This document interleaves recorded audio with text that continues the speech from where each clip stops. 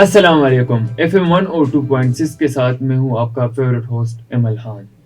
ناظرین، آج ہم نے ایک ایسے پرسنالٹی کو دعوت دے رکھی ہے جو کہ میڈیا میں ایک اپنا نام رکھتے ہیں. آئیے ان کی تعارف جانتے ہیں ان کی زبان سے. السلام علیکم سر. جی وعلیکم السلام. سر، آپ آڈینس سے اپنا تعارف خود کروائیں گے تو ہمارے لیے اچھا رہے گا. چلیں آپ تعارف کیا کروں میں. میرا نام سرور منیر راؤ ہے اور میں بیریہ یونیورسٹی کی وزٹنگ فیکلٹی میں آج کل میڈیا سائنس کو پڑھا رہا ہوں. یہ تو میرا لیٹسٹ تعارف ہے. پس منظر یہ ہے کہ میں نے بھی میس کمیونیکیشن میں ڈگری حاصل کی، لیکن اس کے ساتھ ساتھ دوسرے مضامین میں بھی میں نے ڈگریاں لی ہیں، لیکن وہ اپنی جاب کے دوران لی. میں 1975 میں پاکستان ٹیلی ویژن میں نے بطور news producer reporter service join کی. اس سے پہلے 6 ماہ میں نے Punjab university political science department میں پڑھایا بھی.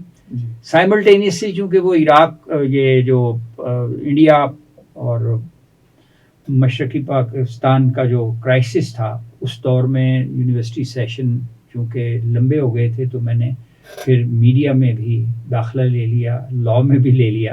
اس میں ہی مجھے جاب مل گئی تو میں نے کوئٹہ ٹیلی ویژن سے سروس کا آغاز کیا اور پھر I rose up to the position of general manager, reporter, controller news, director current affairs, director international relations, اور پھر میں چینل ہیڈ پاکستان ٹیلی ویژن نیوز اور کرنٹ افیئر کا رہا. پھر پرائیویٹ چینل دنیا شروع ہو رہا تھا تو دنیا کے آغاز میں I was the first ever founder یا pioneer director news and current affair of Dunya T V رہا. لیکن وزٹنگ فیکلٹی میں تعلیم کے ساتھ رابطے میں رہا. میں نے بڑی چیلنجنگ اسائنمنٹس بھی کی ایز رپورٹر، وہ آگے اس کا ذکر ہم کریں گے. جی ناظرین، اگر ہم آپ کو بتاتے چلے تو سر سرور منیر راؤ صاحب، اگر ان کا ہم پروفائل دیکھیں تو اس کا سوشل میڈیا پہ ایک نام ہے ایز اے رپورٹر. تو ہم آج ان سے پوچھتے ہیں کہ انہوں نے یہ نام کیسے کمایا. بنیاد تعلیم. اگر آپ کے پاس بنیادی تعلیم ہے تو دنیا میں بہت سے راستے آپ کے لیے کھلے ہیں. میں جب ایم اے کر رہا تھا پنجاب یونیورسٹی میں 70s میں، تو اس وقت ایک انگلش اخبار میں اشتہار آیا، we need young university graduates to join Pakistan tele vision as producer. تو ہم اسٹوڈنٹس ساتھیوں نے ہاسٹل میں جب اخبار دیکھا تو ہم نے اس سے پہلے ٹی وی اسٹیشن نہیں دیکھا تھا لاہور میں. ہم نے اپلائی کر دیا کہ اس بہانے ٹی وی تو دیکھیں گے. وہاں سے ایک کال لیٹر آ گئی. نیوز اسٹوڈیو میں ہم گئے، وہاں ہمارا ریٹن ٹیسٹ ہوا، اس کے بعد ہمارا انٹرویو ہوا، اور انٹرویو کے بعد انہوں نے جو سلیکٹ کیا تو اس میں I was one of the few fortunate people. Selection ہو گئی اور میری کوئٹہ ٹیلی ویژن میں بطور نیوز پروڈیوسر رپورٹر جاب ملی. اور یہ میرا ڈریم اس لیے ٹرو ہوا کہ جب میں پڑھ رہا تھا ایم اے میں تو میں نے ایک کتاب پڑھی تھی، وہ ایک امریکن آتھر کی تھی. اس میں ایک جگہ لکھا تھا کہ a television journalist can see the world in 5 years which a common man can't see in 25 years. تو آج میں یہ کہہ سکتا ہوں کہ یہ اس کی سینگ بالکل درست تھی. میں نے اپنی سروس کے دوران اوور 80 کنٹریز ٹریول کیا، وی آئی پیز کے ساتھ، پریزیڈنٹ، پرائم منسٹرز کے ساتھ نیم سبمٹ کور کی، او آئی سی سبمٹ کور کی، اور بہت سے یو این کے سیشنز کور کیے. اور میں نے دنیا کو قریب سے دیکھنے کا مجھے موقع ملا it's all because of television ویژن. جی ناظرین، اگر ہم آپ کو بتاتے چلے تو سرور منیر راؤ صاحب ایک رپورٹر رہ چکے ہیں. تو آئیے ان سے پوچھتے ہیں کہ انہوں نے اپنی زندگی میں ایسے کون سے ایونٹ کی کوریج کی ہے جو دنیا کے لیے یا پاکستان کے لیے ایک نامور رہ چکا ہے، ان کا ایک نام رہ چکا ہے اس پہ. دیکھیے، نیوز کوریجز یا رپورٹنگ جو ہے اٹس اے چیلنجنگ جاب. جی، کوئی بھی رپورٹر اس وقت تک کامیاب نہیں ہو سکتا جب تک اس کو خبر بنانی نہ آتی ہو. یعنی اس کا مطلب کہ اس کو ڈیسک پہ کام نہ کیا ہوا. تو جب آپ خبر بنانا سیکھ جاتے ہیں تو پھر آپ فیلڈ میں ہوتے ہیں اور آپ کو وہاں 3 طرح کے فیکٹس ملتے ہیں: بٹر فیکٹس، سویٹ فیکٹس اور آفیشیل فیکٹس. ان تینوں فیکٹس کو جب آپ ساتھ ملاتے ہیں تو خبر بہترین بنتی ہے. جی تو پازیٹیو اور نیگیٹو دونوں چیزیں ساتھ رکھ کے جب خبر آتی ہے تو اس میں وہ جو نیوز کے 5 Ws ہیں اور ایک ایچ وہ مکمل ہو جاتا ہے. جی تو میں نے الحمدللہ بہت سی چیلنجنگ اسائنمنٹس کی. مثلا میں نے وار رپورٹنگ بھی کی. میں نے صومالیہ کی سول وار کور کی موگادیشو سے, جی سر. اور میں نے صدام اور بش کی جو عراق وار تھی وہ میں نے بغداد، سیریا اور جارڈن سے رپورٹ کی. جی یہ تو وہ 2 ہیں، ایک سول وار، جی ایک پریکٹیکل وار. جی اور یہ بڑی ڈیڈلی وارز تھی. ادھر کیمیکل ویپن تھا اور سول وار میں دوست دشمن کی تمیز نہیں ہوتی. تو میں نے علی مہدی محمد کا انٹرویو کیا، فرح حدید کا کیا. There are number of interviews جو میرے ساتھ شامل ہیں. تو رپورٹنگ کے لیے آپ کو پہلے خبر بنانی آنی چاہیے، پھر آپ کے اندر وہ جذبہ ہو، پیشن ہو کہ آپ فیلڈ میں جائیں. کیونکہ رپورٹنگ میں بعض اوقات جوسی رپورٹنگز ہوتی ہیں. مثلا آپ ایوان صدر میں رپورٹ کر رہے ہیں، آپ وزیر اعظم ہاؤس میں رپورٹ کر رہے ہیں، آپ پھولوں کی کوریج کر رہے ہیں، تو اس وقت انوائرمنٹ ڈفرینٹ ہوتی ہے. لیکن جب آپ ایک ایکسیڈنٹ کی کوریج کر رہے ہیں، فلڈ میں کور کر رہے ہیں، تو اس وقت آپ کے جذبات اور آپ کی ہمت ذرا ڈفرینٹ ہونی چاہیے. اسی طرح وار زون میں، کنفلکٹ زون میں بڑی ڈفرینٹ ہوتی ہے. اسی طرح وی آئی پیز کا جب آپ انٹرویو کرتے ہیں تو آپ کو کچھ اور انداز اختیار کرنا پڑتا ہے، اور جب آپ کامن مین کا کرتے ہیں تو کچھ اور انداز، اور انویسٹیگیٹو رپورٹنگ میں کچھ اور انداز. جی اچھا سر، مجھے آپ نیکسٹ یہ بتائیں کہ جس طرح آپ نے بولے کہ رپورٹنگ ایک رسک کی جاب ہے. رسک یہ ہے کہ مطلب زندگی داؤ پہ لگانی ہے. کیا آپ کے ساتھ کبھی زندگی میں کوئی ایسا واقعہ ہوا ہے کہ آپ کو لگ رہا ہے کہ ہاں reporting is a risky job? دیکھیے، ایک تو پاکستان کے حوالے سے آپ کو سب کو یاد ہوگا کہ اوجڑی کیمپ کا واقعہ ہوا تھا، جی جس میں وہ ایمونیشن جو ہے وہ بلاسٹ کیا تھا اور پورے پنڈی اسلام آباد کو انفیکٹ میزائلوں نے گھیر لیا تھا. تو میں نے اس کی رپورٹنگ کی، افغان وار کی بھی رپورٹنگ کی. جی لیکن جو مجھے سب سے زیادہ چیلنجنگ رپورٹ نظر آئی وہ تھی عراق وار کی. جی بغداد میں ہم رپورٹنگ کر رہے تھے، تو جارڈن سے ہم چونکہ داخل ہوئے تھے تو ہمارے پاس جو گاڑی تھی اس پہ جارڈن کا نمبر تھا. جی جارڈن امریکن الائی تھا. جی ہم بغداد شہر میں دریائے فرات کے کنارے اتر کر شارٹس بنا رہا، میرا کیمرہ مین بنا رہا تھا، میں رپورٹر تھا. تو وہاں کچھ عراقی نوجوان پھر رہے تھے. انہوں نے جب جارڈن کی ویڈیو دیکھی تو انہوں نے عربی میں کچھ کہا. تو وہ ڈرائیور ہمارے پاس آیا کہ سر یہاں سے بھاگیں، یہ کہہ رہے ہیں کہ یہ امریکی ایجنٹ لوگ یہاں آ گئے ہیں، اردن سے گاڑی ہے اور ان کو مارو. تو اس سے پہلے کہ وہ آتا ہم سب گاڑی میں بیٹھے اور بھاگ گئے. اسی طرح دوسرے ہم وہاں پہ حضرت امام ابو حنیفہ جی کا جو مزار ہے اس کے پاس سے گزر رہے تھے. تو ہم نے کہا کہ یہاں ہم فاتحہ پڑھتے چلیں. جی جب ہم نے گاڑی ادھر کو موڑی تو ایک دم ایک آدمی نے ہمیں بتایا کہ آگے نہ جائیں، کراس فائر ہو رہا ہے ریپبلکن گارڈ اور امریکن سولجرز کے درمیان. تو واپس مڑنے کا راستہ نہیں تھا. تو اس ڈرائیور نے یا جان بچانے کے لیے فٹ پاتھ پہ گاڑی ہم نے اٹھا کے چڑھائی اور فٹ پاتھ پہ چل کے ہم گئے. پھر میں نے اپنی آنکھوں سے جو منظرنامہ دیکھا کہ جب بغداد شہر پر اٹیک ہوتا تھا تو سائرن بجتے تھے اور تھوڑی دیر بعد لاشوں کا انبار بغداد میں پڑا ہوتا تھا. اور وہ چونکہ ہیومن رائٹس والے وہاں کوئی نہیں تھے، کیونکہ میڈیا بھی ان کے کنٹرول میں تھا اور امریکن اور لائٹ فورسز کا کنٹرول تھا. تو وہ ٹریکٹر لے کر آتے تھے، ریگستانی علاقہ ہے پورا وہ عراق جو ہے، آئل ویل بڑے ہیں. تو وہ سائڈ پہ ٹریکٹر سے ایک اجتماعی قبر کھودتے تھے اور تمام باڈیز اس میں ڈال دیتے تھے اور ان کی جیب سے شناختی کارڈ نکال کے کہ جی اس قبر میں 10 یا 50 آدمی ہیں، ان کے یہ شناختی کارڈ ہیں، وہ سرکنڈوں یہ جو قلم جس پہ بنتی ہے اس کے اوپر لگا دیتے تھے. تو یہ بڑے رسکی ایلیمنٹس ہیں. لیکن چیلنج کا سامنا کیے بغیر آپ کو لطف نہیں آتا. یہ جو رپورٹنگ ہے یہ بہت کچھ آپ کو سکھاتی ہے، اور اس پر میری کتاب بھی ہے. میں نے بغداد جلتے دیکھا اردو میں، نیشنل بک فاؤنڈیشن نے چھاپی، اور انگلش میں بھی آ گئی ہے وہ عراق وار نیشنل بک فاؤنڈیشن کی چھپی ہے. کنفلکٹ رپورٹنگ کے جو اسٹوڈنٹس ہیں ان کے لیے بڑی اہم ہے. تو ناظرین، جیسا آپ لوگوں نے سر سے سنا، اس سر نے اپنے زبان میں بتا دیا کہ reporting is a risky job. اگر آپ کسی کام میں رسک نہیں لیں گے تو آپ کبھی کامیاب نہیں ہو سکتے. ہم چلتے ہیں ایک نیکسٹ کوشچن کی طرف، جس میں ہم سر سے یہ پوچھتے ہیں کہ اگر ہم دیکھیں آج سے 30-40 سال پہلے کی میڈیا کی اور اب کی میڈیا کی، کیا is there is any difference? Like improvement تو ہو گئی ہے کہ آج کل ڈیجیٹل دور ہے, اس ٹائم اتنی سہولیات نہیں تھے, اتنے ریسورسز نہیں تھے. کیا سر آپ کو کوئی ڈفرینس نظر آ رہے ہیں ان کے کام میں, آج کل کے لوگ کے کام میں؟ کیا آپ کو کوئی ڈفرینس نظر آ رہے ہیں؟ جی بالکل, دیکھیے یہ ایک تاریخ بتدریج آگے بڑھتی ہے. پتھر کا زمانہ تھا, پھر ایگریکلچر ریولوشن آیا, پھر انڈسٹریل ریولوشن آیا, پھر ٹیکنالوجی کا ریولوشن آیا, اور اب تو مصنوعی ذہانت کا زمانہ ہے. تو جس انداز میں ٹیکنالوجی ڈیولپ ہوتی ہے اسی انداز میں میڈیا بھی ڈیولپ ہوتا ہے, اسی انداز میں سوسائٹی بھی ڈیولپ ہوتی ہے, اسی انداز میں سوچ بھی ڈیولپ ہوتی ہے.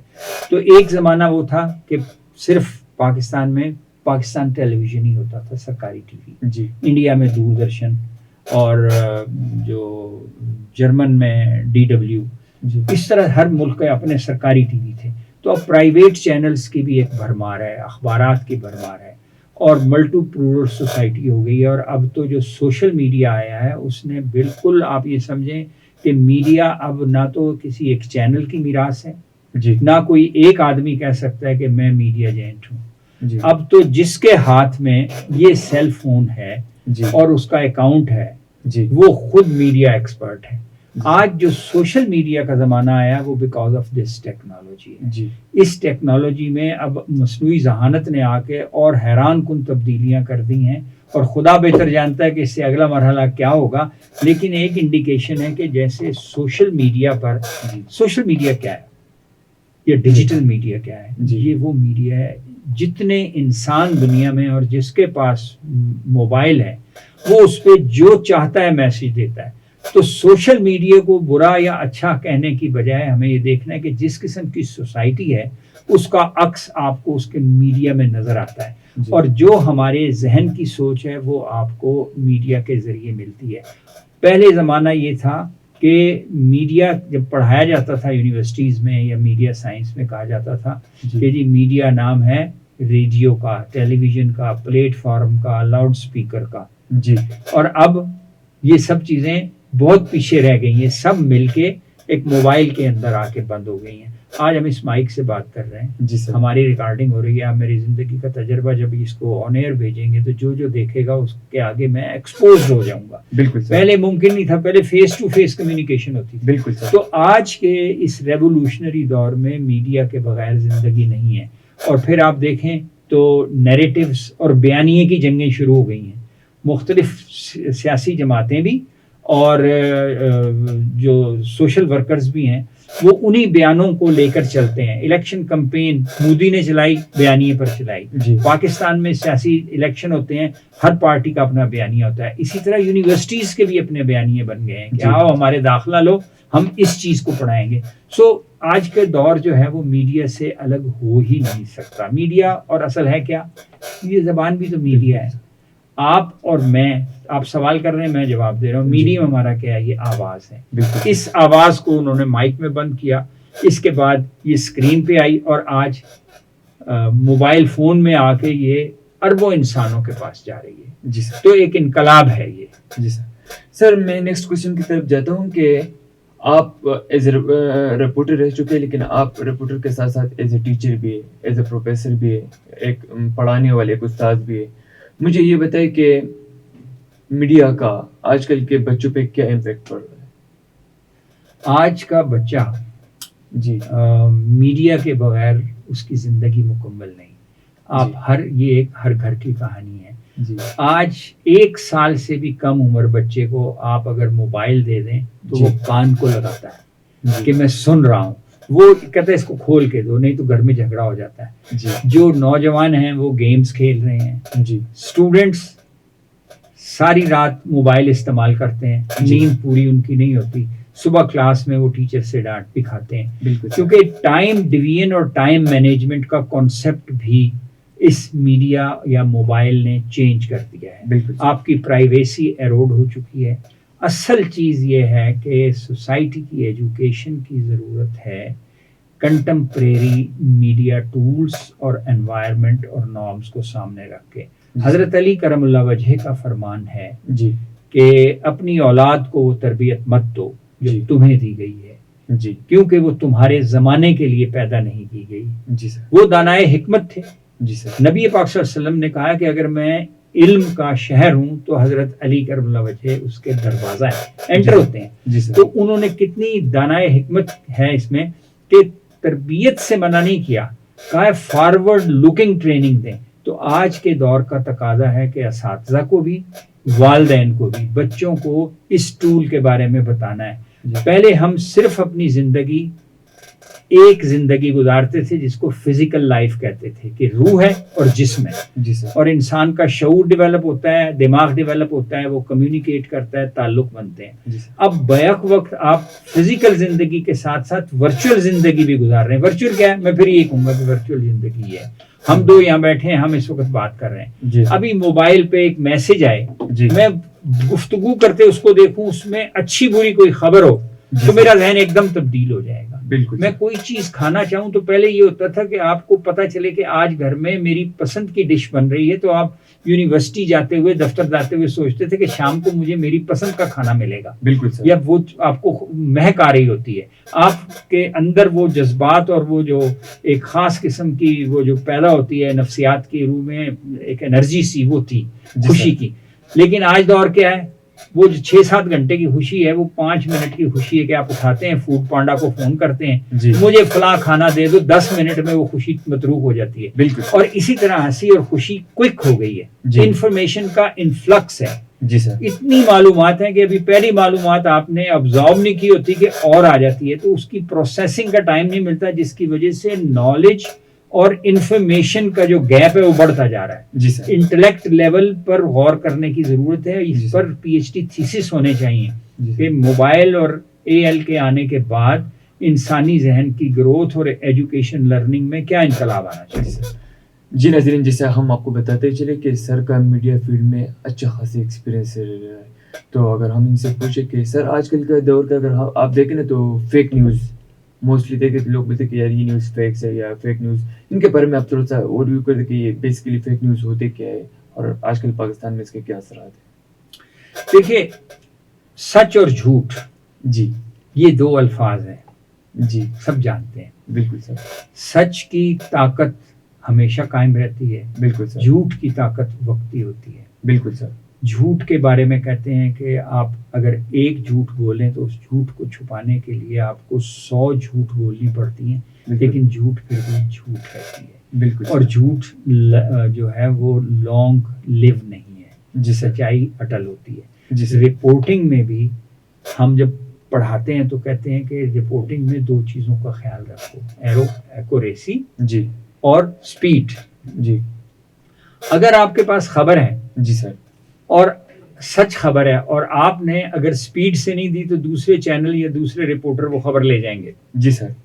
لیکن اگر آپ سپیڈ کو سامنے رکھتے ہیں اور ایکوریسی کو نہیں رکھتے کہ جی خبر آ گئی، آپ نے اس کی تصدیق نہیں کی اور فوراً وہ خبر بیان کر دی اور بعد میں جھوٹی لگی، تو آپ کی نوکری بھی چلی جاتی ہے، چینل بھی ڈسٹریبیوٹ ہوتا ہے، اخبار میں بھی لوگ کہتے ہیں جھوٹی خبریں دیتا ہے. بالکل. اور جھوٹ وہی ہے جو پروپیگنڈے کی ایک قسم ہے. وہ پروپیگنڈا یا وہ ڈیولپمنٹ ورک جو فیلڈ میں موجود ہو وہ دیر پا اثر انداز ہوتا ہے. لیکن اگر فیک چیز کوئی ہوگی اس میں کھوکھلا پن ہوتا ہے، اس میں ایک لطف ہوتا ہے، مزہ ہوتا ہے، لوگوں کو وہ اٹریکٹ کرتا ہے. جی سر. تو انسان کے جس طرح ایک انسان کی شخصیت کے کریکٹرسٹکس ہوتے ہیں کہ یہ سچا آدمی ہے، جی سر، صادق اور امین ہے، یہ جھوٹا آدمی ہے، وہی کریڈیبلٹی آپ کی فیک نیوز کی ہے. اور پاکستان میں کیوں بڑھ رہی ہے؟ بات وہی ہوتی ہے کہ آج کل سوشل میڈیا کی وجہ سے جس کے پاس جو چیز ہوتی ہے وہ بغیر تصدیق کے نشر کر دیتا ہے، اور اگر وہ کیری ہو جائے، وائرل ہو جائے تو لوگوں کے ذہنوں پہ اثر ڈالتی ہے. تو یہ ایجوکیشن سے، آپ ٹریننگ سے ان چیزوں کو روک سکتے ہیں. جی سر، اگر ہم آج کل کے دور کی بات کریں تو ہر بندہ یہی کوشش کرتا ہے کہ میں میڈیا پہ آ جاؤں، لائک میں آن اسکرین. ہر بندے دنیا میں تو موسٹلی لوگ یہی کوشش کرتے ہیں کہ میں آن اسکرین آ جاؤں، میرا ایک پروفائل بن جائے. جیسے لائک آپ کی اگر بات کریں تو آپ کا اپنا یوٹیوب چینل ہے، لائک اپنا ایک پروفائل ہے سوشل میڈیا پہ. تو ان کے لیے آپ کا کیا پیغام ہے؟ آپ ان بچوں کو کیا پیغام دینا چاہتے ہیں؟ دیکھیے، ایک گھر میں 5 بندے اور 5 بھائی اگر ہیں تو اللہ نے 5 بھائیوں کو 5 طرح کی مختلف صلاحیتیں دی ہیں. جی سر. کوئی خوبصورت ہوگا، جی سر. کوئی ذہین ہوگا، جی سر. کوئی ایکٹیو ہوگا, بالکل سر, کوئی سوچ میں گم رہے گا. جی سر, اسی طرح معاشرے میں مختلف صلاحیتوں کی قدرت پیدا کرتی ہے. یہ اشرف المخلوقات ہے. جی سر, ہم کہتے ہیں یہ میری اولاد ہے, یہ میرے بچے ہیں, لیکن یہ سب رب کریم کی, حضرت آدم کی مخلوق ہے. بالکل سر, اس نے ایک پورے سسٹم کے تحت انسانوں کو دنیا میں بنایا ہے, بالکل اور سر, ہر انسان ایک چھوٹا سا پرزہ ہے بالکل سر, جو پورا فٹ ہو کے اس کائنات کا نظام چلتا ہے. اگر سویپر نہ آئے تو گھر کی صفائی نہیں ہوتی, بالکل سر, ایوان صدر بھی صاف نہیں رہ سکتا. بالکل سر, اگر مکینک نہ آئے جی سر, تو لائٹ آن نہیں ہوتی. اگر گاڑی خراب ہو جائے, آپ کی بی ایم ڈبلیو گاڑی ہو, لیکن اگر آپ کو یہ نہیں پتا کہ اس کا فیول پمپ کام نہیں کر رہا, جی, تو آپ کی کروڑوں کی گاڑی کھڑی رہتی ہے, لیکن وہ بندہ فائدہ نہیں. جس کی تنخواہ بڑی مشکل سے 20-30 ہزار ہوگی, مکینک کی گندے کپڑے ہوں گے, وہ آپ کی کروڑوں کی گاڑی چلا دیتا ہے. تو اس طرح انٹر ڈیپینڈنس ہے لائف.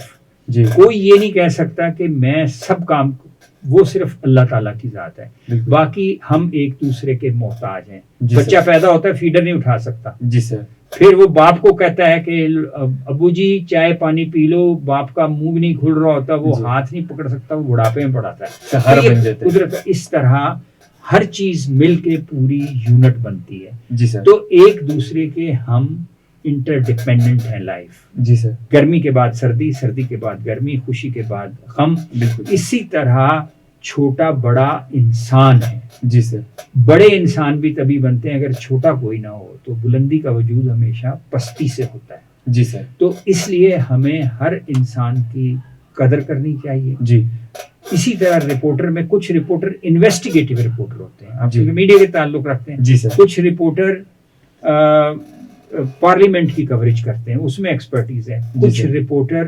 ڈپلومیٹک کوریج کرتے ہیں, جو جی سر, سفارت خانوں کی کوریج کرتے ہیں. جی سر, کچھ رپورٹر جو ہیں سوشل رپورٹر ہوتے ہیں, جی کچھ سر, کرائم رپورٹر ہوتے ہیں. جی یہ سب مل کے ایک نیوز کا گلدستہ بنتا ہے. بالکل, تو ہر ایک کی اپنی ویلیو ہے, کسی کو ہم نے حقیر نہیں سمجھنا, اور سیلف ریسپیکٹ انسان کی بھی اور اسی طرح شعبوں کی بھی ہوتی ہے. جی سر. اچھا سر, اور میرا پیغام یہ ہے کہ ایک تو ہے میرا پیغام محبت ہے جہاں تک پہنچے, اس لیے آپ انسان سے محبت کریں, جی, غریب سے محبت کریں, پروفیشنل سے محبت کریں, اپنے کام سے محبت کریں. جی سر, اور کام جو ہے, دیکھیے رزق کی تقسیم مختلف انداز میں ہے, لیکن بزرگ یہ کہتے ہیں کہ 3 طرح کی تقسیم ہے. ایک رزق آپ کے نصیب میں لکھ دیا گیا ہے, جی سر, وہ آپ کو ملنا ہے, پتھر میں کیڑے کو ملنا ہے, فقیر کو چوک میں کھڑے ہو کے ملنا ہے. بالکل سر, دوسرا رزق آپ کی محنت میں ہے, اگر آپ محنت کرتے ہیں تو آپ کو سیلری بھی ملتی ہے. بالکل سر, تیسرا رزق دعاؤں کا ہے. جی سر, وہ کیا ہے, آپ نے بزرگوں کی, ماں باپ کی خدمت کی, اساتذہ کا احترام کیا, آپ نے دوست احباب کی مدد کی, اور معاشرے میں جو ضرورت مند ہیں ان کو آپ کے پاس جو وافر چیز ہے وہ اس کو دی, تو وہ آپ کو دعائیں دیتے ہیں کہ یا اللہ اس کی بیماری دور ہو جائے. تو آپ کو یہ سب چیزیں جب ملتی ہیں, یہ تینوں چیزیں مل کے اس انسان کو آسمان پر لے جاتی ہیں. جی سر, بالکل اسی طرح زندگی کا بھی ہے. جب آپ تعلیم حاصل کرتے ہیں تو آپ کو کلاس میں بھی توجہ دینی ہے, جی سر, کتابیں بھی پڑھنی ہیں, اور ہوم ورک بھی کرنا ہے. جی سر, بالکل اسی طرح ڈاکٹر کو مریض بھی دیکھنا ہے, آپریشن تھیٹر بھی دیکھنا ہے, اور اس نے اپنے آپ کی پڑھائی کی بھی. کیپیسٹی بلڈنگ بھی کرنی ہے. جی سر, تو میرا پیغام ایک تو یہ ہے کہ آپ اپنی کیپیسٹی بلڈنگ کرتے رہیں, آج کے دور کے تقاضوں کے ساتھ چلیں. جی, اگر کنونشنل ٹیلی ویژن تھا تو وہ سیکھا تھا, تو آج کا ڈیجیٹل ٹیلی ویژن سیکھیں. جی, اگر آپ تختی پر لکھتے تھے تو آپ کو آج موبائل پر میسج لکھنا آنا چاہیے. جی سر, اور آپ محنت کریں, آگے بڑھیں, کوئی چیز محنت سے پیچھے نہیں جاتی. چاند پر انسان پہنچ گیا ہے, جی سر, سورج کی روشنی سے بجلی پیدا کر رہا ہے. جی سر, تو یہ چیزیں ہیں, پہاڑوں اور دریاؤں کے رخ تبدیل کر دیے ہیں. جی سر, دریاؤں کے ذریعے سیلاب ہو رہا ہے, تو یہ محنت ہے ساری. تو محنت کریں اور نتیجہ اللہ پہ چھوڑیں. جی سر. سر جیسے ناظرین آپ لوگوں نے سنا ہے, سر نے بہت اچھی بات کی ریگارڈنگ میڈیا, ریگارڈنگ ایکسپیرینس, کہ اس کا میڈیا فیلڈ میں کیسے ایکسپیرینس رہا, as a reporter, as a teacher, as a lecturer, ان کا کیسے ایکسپیرینس رہا. پھر انہوں نے جو ہمارے آنے والی مستقبل ہے یا آنے والی جنریشن ہے ان کے بارے میں بہت خوبصورت ورڈز بولے. سر سب سے پہلے تو ہم آپ کو بہت زیادہ شکر گزار ہے کہ آپ نے ہمیں ٹائم دے دیا. Thank you so much for your time.